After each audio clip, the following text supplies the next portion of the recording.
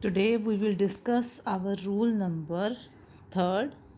It says when we have to find out particular integral 1 over fd into x raised to power m type function, then what we have to do.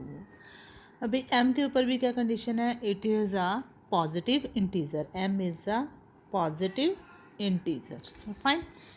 तो हमने अगर इस type की function दिया गया हमें, तो हमने किस तरह से इसको एक्सपेंड करना है। जो भी हमारे पास ये एफ डी है, हमने क्या करना है बेटे, उसको असेंडिंग पावर्स ऑफ डी से एक्सपेंड करेंगे और बाइनोमियल थ्योरम लगा देंगे। फाइन। एक्सपेंड करेंगे हम इस फंक्शन को, एक्सपेंड करेंगे किन पावर्स में? In ascending powers of D. Fine. और उसके ऊपर बाद में हम क्या अप्लाई कर देंगे? Binomial theorem. जो वर्ड आ रहा है expanding in ascending power, it means जो भी ये फंक्शन हमारे पास होगा, हमारी ये कोशिश रहेगी कि हमने उसको किस फॉर्म में रिप्रेजेंट करना है, 1 प्लस एक्स की पावर n की फॉर्म में या 1 माइनस एक्स की पावर n की फॉर्म में। मतलब फॉर्म कोई भी हो सकती है, बाइनोमियल तो हम अप्लाई कर सकते हैं। अगर फंक्शन इस टाइप का है तो हमें पता है बाइनोमियल क्या है, 1 plus N X plus N minus 1/2 X square N minus 1 N minus 2 over factorial 3 into x cube and so on like this. Fine. तो हमें पता है कि बाइनोमियल को हम इस तरह से एक्सपेंड कर सकते हैं। फाइन। उसी तरह से अगर फंक्शन इस फॉर्म में है तो हमारे साइन जो हैं वो अल्टरनेट फॉर्म में आ जाएंगे। राइट। तो अब हम क्वेश्चंस को अप्लाई करते हैं इसको। फर्स्ट एग्जांपल हमारे पास दी गई है, जैसे इवेलुएट करना है हमने, evaluate 1/d² plus 2d minus 3 into x² plus x plus 1 की फॉर्म में। तो अब हमें ये क्लियर हो गया कि फंक्शन जो है वो x की पावर्स की फॉर्म में दिया है और सारी पावर्स जो हैं वो पॉजिटिव इंटीजर्स आ रहे हैं। तो इसके ऊपर अब हमने ये रूल अप्लाई करना है। थर्ड, क्या करेंगे हम? एक्सपेंड करेंगे in the ascending powers of D and then we will apply binomial theorem. तो कांस्टेंट टर्म हमने 1 प्लस की फॉर्म में लिखना है, ठीक है, सो दैट कि हमारी जो थ्योरम है वो इजीली अप्लाई हो सके। इसके लिए हमने क्या किया है, इसमें कांस्टेंट टर्म कौन सी है? 3 है। उसको हमने क्या ले लेना है? Common. -1/3 common, 1 minus 2d minus d²। तो d वाली टर्म्स को हमने एक ही ब्रैकेट में रखना है, तो इसलिए हम क्या करेंगे? 2d माइनस d² ओवर 3 एक ही बार में लिख देंगे। ये टर्म हमारे पास बन गई। साथ में x² plus x plus 1 remains as it is. अब ये फंक्शन 1 माइनस एक्स की फॉर्म में आ गए बेटे। हमने इसको बाइनोमियल की फॉर्म में एक्सपेंड करना है। इसको हम डिनोमिनेटर से न्यूमिनेटर में लेके जाएंगे, तो टर्म हमारे पास क्या बनेगी? 1 minus 2d minus d² over 3। Minus common लिया हमने, प्लस का साइन आ जाएगा, whole power -1 into x² plus x plus 1। तो अब ये हमारे पास बाइनोमियल थ्योरम के लिए क्या सिस्टम बन गया? 1 माइनस एक्स, पावर भी अब माइनस आ गई है। तो दोनों साइन अगर माइनस हैं तो रिजल्ट हमारा फिर से इसी फॉर्मेट में ही आएगा, 1 as it is, 1 minus x. ये सारा किसका काम कर रहा है? अब हमारे पास x की फॉर्म में रिज़ल्ट आ रहा है, ठीक है। तो इसके ऊपर जब हम इसको अप्लाई करेंगे तो हमारे पास क्या रिज़ल्ट आ जाएगा? सारी वैल्यूज़ n की जगह पे अब हमारे पास क्या आ गया बेटे? 1। तो क्या रिज़ल्ट बनेगा? 1 प्लस एक्स, 1 माइनस 1। क्या रिज़ल्ट आएगा? क्योंकि माइनस पावर है, 1 प्लस 1 2 हो जाएगा, 2 के साथ 2 कैंसिल, ठीक है, x²। तो ये सारा रिज़ल्ट जब हमारे पास फंक्शन है 1 माइनस एक्स की पावर माइनस एक्स, तो इसकी एक्सपेंशन किस फॉर्म में आएगी? 1 plus x plus x² by 2 plus x cube by 3 and so on like this. ये क्यों हुआ? क्योंकि n की वैल्यू क्या आ रही है? -1। तो यहाँ पे अगर हम n को -1 पुट करें, अंदर भी माइनस का साइन है तो पॉजिटिव साइन आएगा।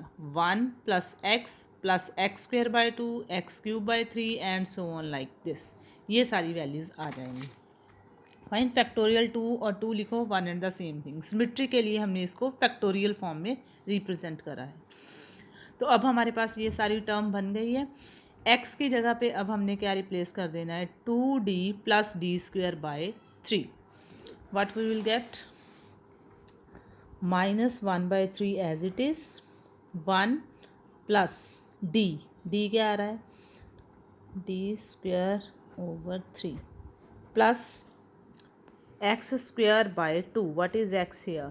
2d plus D square by 3 whole square and so on.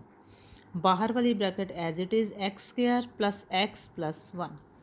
अब d का मीनिंग क्या है बेटे? Derivative of the term. D square का मीनिंग क्या है? Second derivative. D cube means third order derivatives and so on like this. अब जो फंक्शन है हमारे पास उसकी पावर क्या आ रही है? X square. तो इसका मतलब अगर मैं एक्स स्क्वेयर के ऊपर डी अप्लाई करूं तो इसका मतलब first derivative D square of x square क्या आ जाएगा? 2। D cube of x square क्या आ जाएगा? 0। क्यों? क्योंकि फर्स्ट डेरिवेटिव जो आया, फंक्शन क्या था हमारे पास? एक्स स्क्वेयर था ना, उसका फर्स्ट डेरिवेटिव आएगा 2x, second derivative 2, third derivative क्या आ जाएगा? 0। तो इसका मतलब ये हुआ कि हमारे कितनी टर्म्स जो हैं वो यूटिलाइज हो रही हैं? डी वाली, डी स्क्वेयर वाली। जब मैं इसका होल स्क्वेयर ओपन करूँगी तो मेरे पास टर्म क्या बनेगी एक्सपैंड होने के बाद? A square plus B square plus 2 times A B में क्या आ जाएगा? 2d into D square. Fine, नीचे 3 का होल स्क्वेयर है तो इट विल बी 1/9। तो इस टाइप की टर्म बनेगी। डी स्क्वेयर यूज़ होगा, डी फोर्थ ऑर्डर डेरिवेटिव भी क्या आ जाएगा? Fourth order derivative x square का होएगा 0 and so on. Higher order सारे डेरिवेटिव्स क्या आने शुरू हो जाएंगे? 0। डी क्यूब भी ख़त्म हो गया, सिर्फ कौन सी टर्म बचेगी? D square. इससे अगली टर्म हम नहीं लिखेंगे। क्यों? क्योंकि उससे नेक्स्ट आएगी पावर 3। तो जब मैं क्यूब करूँगी तो डेरिवेटिव a प्लस बी का क्यूब क्या बनेगा? A cube plus B cube. तो टर्म जो आ जाएंगी वो क्या आ जाएंगी? Higher powers of d either equals to 3 और ग्रेटर देन 3। तो हमें पता है उससे हायर ऑर्डर के सारे डेरिवेटिव्स क्या हो रहे हैं? वैनिश हो रहे हैं। सिमिलरली एक टर्म मेरे पास क्या है? x। तो x का फर्स्ट डेरिवेटिव जब हम लेंगे वो क्या आएगा? 1। सेकेंड ऑर्डर डेरिवेटिव x का क्या हो जाएगा? 0। तो इसका मतलब ये हुआ कि ये जो टर्म्स हायर ऑर्डर वाली हैं वो ऑटोमेटिकली क्या हो जाएंगी? वैनिश। वैल्यूज़ रिप्लेस करें तो हमारे पास क्या टर्म बनेगी? First term as it is -1/3 bracket में 1 को जब हम मल्टीप्लाई करेंगे इस पूरी टर्म के साथ, पूरी टर्म हमारी एज इट इज़ आएगी, प्लस 1/2 एज इट इज़। ये क्या है? 2 times derivative of this whole term. 2 times derivative of this whole term क्या बनेगा? 2x plus 1, 2x plus 1 plus second derivative of this whole term. Second derivative x square का क्या बनेगा? 2। Fine, 2 second derivative of x क्या बन जाएगा? 1। तो ultimately result क्या बना हमारे पास? Second derivative of this whole term is 2 plus 1, it will be 3। 1 का डेरिवेटिव कांस्टेंट होने के कारण क्या हो जाएगा? 0। फाइन, प्लस इस टर्म को हमने जब ओपन किया तो हमारा फॉर्मूला क्या बन रहा है? 4 times D square, 4 times second order derivative. Second order derivative x square का क्या आ रहा है? 2 plus second order derivative zero. Derivative of one is constant term zero. Fine. तो अल्टीमेटली मेरे पास सिर्फ क्या बचेगा, 2 × 4 it will B 8.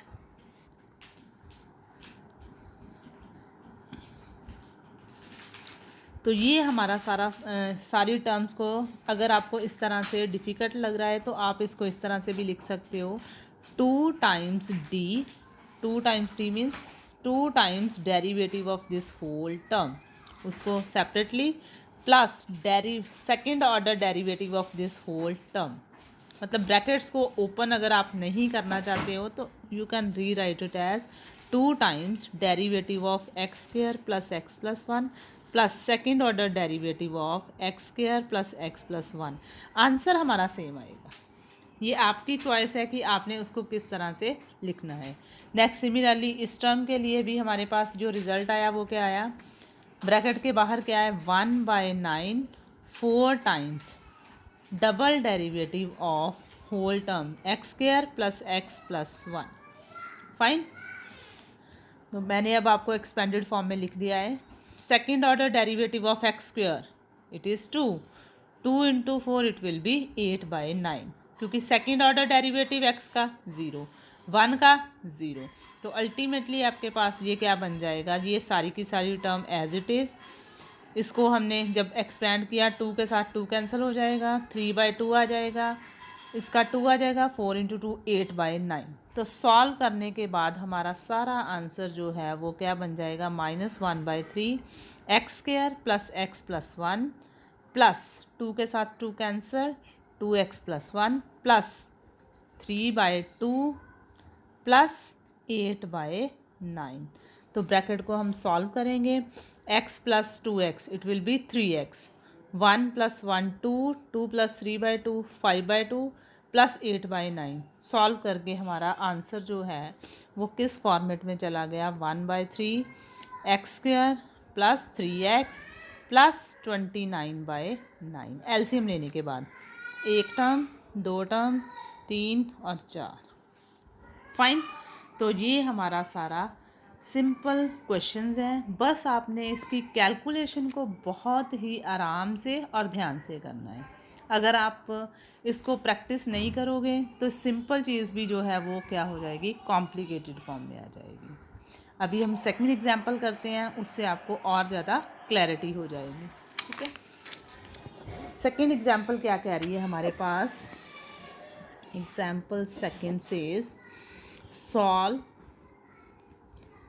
d4 minus 2d³ plus d² times y is equals to x³.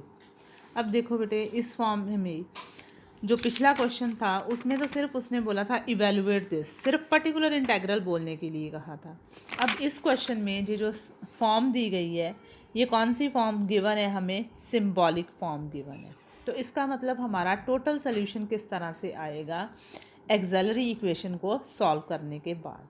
Auxiliary equation बनेगी d4 - 2d³ plus d² is equals to 0. कुछ common आ रहा है throughout, yes, d² is common. d² - 2d plus 1 equals to 0. तो d² either first term 0 और second term 0. तो d² is equals to 0 will give us double root, क्योंकि total 4 roots आएंगे. तो ये हमारे पास क्या बन रहा है, a - b का होल स्क्वायर. तो इसका मतलब 1 भी वो क्या आ रहा है, डबल रूट आ रहा है हमारे पास. फाइन. तो कॉम्प्लीमेंट्री फंक्शन हमारा किस फॉर्म में आ जाएगा, c1 + c2x e⁻0x plus c3 + c4x into e⁻1x. c1 + c2x e⁻0 will be 1. c3 + c4x e⁻x. Complementary function is of this type. अब हमने क्या सॉल्व करना है, पर्टिकुलर इंटेग्रल. वो कैसे आएगा, 1/ ये सारी टर्म हमारे पास क्या आ रही है, d4 मिनिमम पावर हमने कॉमन ले ही ली है सो दैट कि 1 बन जाए, तो हम उसी को फॉलो करेंगे। डी स्क्वायर हमने कॉमन लिया अगर यहाँ से, तो हमारे पास क्या बचेगा, 1 minus D square plus 2d over D square. ठीक है, अब दोबारा से हम आपको मैं एक्सप्लेन कर देती हूँ। हमारे पास टर्म आ रही थी 1/d4 minus 2d³ plus D square into x cube. तो अब हमारे पास मिनिमम पावर क्या आ रही है, डी स्क्वायर। अगर मैं डी स्क्वायर को कॉमन ले लूँगी तो मेरे पास रिजल्ट क्या बनेगा, 1, यहाँ पे 1 माइनस का साइन यहाँ पे आ जाएगा D square plus 2d over D square. Fine, sorry d4 था ना यहाँ पे, d4 इंटू एक्स क्यूब। तो अब हमारे पास अगर इसको सेपरेट आउट करें तो d4/d², it will B D square plus 2d over D square. तो इसको हम सॉर्ट आउट कर सकते हैं। तो ये मेरे पास क्या बचेगा, 2d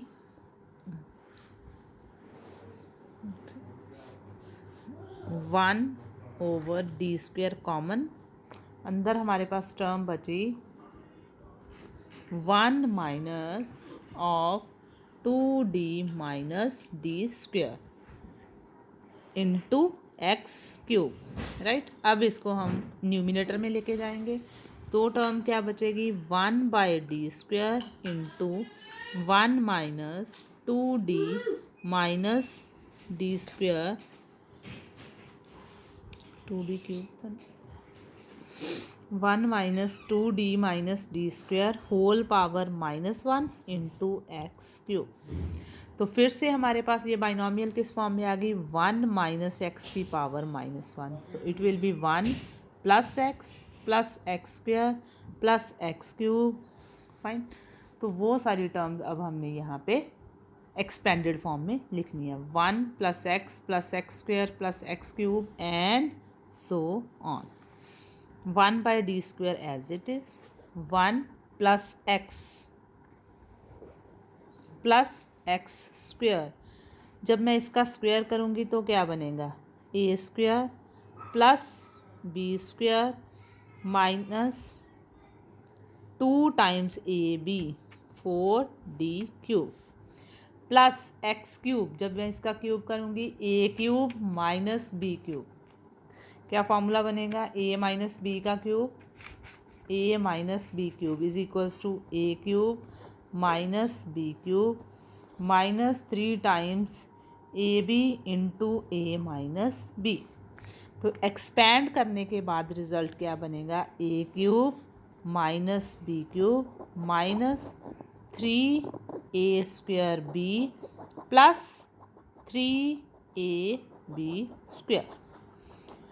तो इसको एक्सपैंड करेंगे हम तो क्या बन जाएगा, 2 इंटू 2 इंटू 2 8d³ माइनस इसका क्यूब क्या बन जाएगा 6 माइनस 3 टाइम्स फर्स्ट टर्म का स्क्वायर 3 इंटू 4d² 12 आ जाएगा। It will B 12d² into d² it will B d4 plus 3 times first term as it is square of second term it will be 4 d4 into d 5 हो जाएगा, 3 into 2 it will be 6 d5 and so on। बाहर क्या था, x cube था। अब हमें पता है कि पावर कितनी आ रही है 3। तो what is the meaning of d, first derivative of x cube it will be 3x square, second derivative of the same term 6x, third derivative of the same term it will be 6, fourth derivative of the term will be 0 and so on। जितने भी higher order derivatives हैं वो क्या हो जाएंगे, 0 हो जाएंगे। Fine, similarly अब हमें पता चल गया जब मैंने पावर 4 को क्यों एक्सपैंड नहीं करा, क्योंकि फोर्थ ऑर्डर डेरिवेटिव और उससे हायर सारे के सारे क्या हो जाएंगे 0। तो इसलिए मैंने कहाँ तक इन टर्म्स को एक्सपेंडेड फॉर्म में लिखना है, जहाँ तक कि हमारी पावर जो है उसके साथ मैच होती है। फाइन। अब हमारे पास क्या आ जाएगा, 1/d²। फर्स्ट टर्म को मल्टीप्लाई किया x³ plus second bracket 2 times derivative of x³ 3x² into 2 it will B 6x² minus second derivative of x³ it is 6x plus second derivative of x³ 6x 24x, fourth order derivative 0, third order derivative is 6, it will be minus 24, third order derivative is 6 into 8 48 with positive sign, 6th order derivative 0, 4th order derivative 0, 5th order derivative 0, बाकी जितनी terms आएंगी वो 0 ही आएंगी। तो इसको solve करेंगे हम, क्या बनेगा, 1/d² x³ fine plus 6x² minus 24 और 6 18x positive 48 24 it will B positive 24 1/d²। अगर d का मतलब डेरिवेटिव था तो 1/d मीन्स इंटीग्रेशन। फाइन। तो इसका मतलब अब जो मेरे पास सारी टर्म बच गई है, हमने उसको क्या करना है, अब इंटीग्रेट करना है। ठीक है, तो इंटीग्रेशन किस तरह से आएगी, फर्स्ट ऑर्डर 1/d, पहली बारी में इंटीग्रेशन करेंगे तो क्या बनेगा, x4/4 6 x³ plus 18x² plus 24 times x। ठीक है, उसके बाद फिर से इसका इंटीग्रेशन होएगा x5/20 x4/12 x³ 6 24 x²/2। तो सॉल्व करने के बाद तो हमारा आंसर जो है वो आ ही जाएगा। अब वो डिफ़िकल्टी वाला कोई सिस्टम हमारा नहीं बचा है। तो हमने सल्यूशन निकालना था, यही उन्होंने बोला था। तो सल्यूशन कैसे आना था हमारा, जनरल सल्यूशन किस तरह से आएगा, general solution will be complementary function plus particular integral. तो कॉम्प्लीमेंट्री हमने फर्स्ट पार्ट में सारा सॉल्व करके बता दिया है। ठीक है, पर्टिकुलर इंटेग्रल अभी हमने फाइंड आउट कर लिया है। दोनों की एडिशन जो है वो क्या देगी हमें, general solution in complete order. Fine. तो अब ये सारे क्वेश्चंस हमने इसी कॉन्सेप्ट के ऊपर बेस्ड करने हैं बेटे। सिमिलरली अब लेफ़्ट हैंड साइड तो सारे बच्चों को बहुत ही आसान लगती है, उसको सॉल्व करने में सिर्फ आपको 2 मिनट लगते हैं। अब राइट साइड सॉल्व करने के लिए आपको कॉन्सेप्ट जो है आई थिंक क्लियर हो गया होगा कि किस तरह से हमने मिनिमम पावर जो है उसको पहले कॉमन लेना है, उसके बाद हमने उसको रिप्रेजेंट करना है 1 + x के फॉर्म में, उसको हम लेके जाएंगे न्यूमिनेटर में, एक्सपैंड करेंगे हम बाइनोमियल थ्योरम को। उसके बाद कहाँ तक एक्सपैंड करना है, जितनी हमारे पास x की पावर आ रही है। फाइन।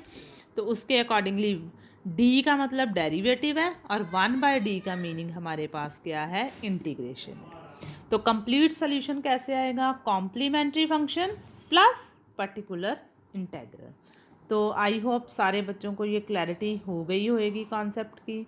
अब एग्जाम्पल 4th में हमने देखो बेटे तीनों रूल अप्लाई करने हैं। This is most most most important example. इसकी प्रैक्टिस सबसे ज़्यादा बेटे आपने करनी है। क्यों, क्योंकि इसके ऊपर फर्स्ट रूल भी अप्लाई हो रहा है, सेकंड रूल भी अप्लाई हो रहा है और थर्ड रूल भी अप्लाई हो रहा है। तो इस टाइप के क्वेश्चंस 100% आपको एग्ज़ाम्स में आएंगे, बिकॉज यहाँ पे आपकी इंटेलिजेंसी चेक होएगी कि आपने एक ही टाइम पे सारे रूल्स अप्लाई करने हैं, और अगर सपोज़ कोई रूल फेल भी हो रहा है तो उसको हैंडल कैसे करना है। तो these kind of examples are most important. 4th और 5th की आप प्रैक्टिस करो। अगर कोई प्रॉब्लम आती है then you can ask me. Thank you so much.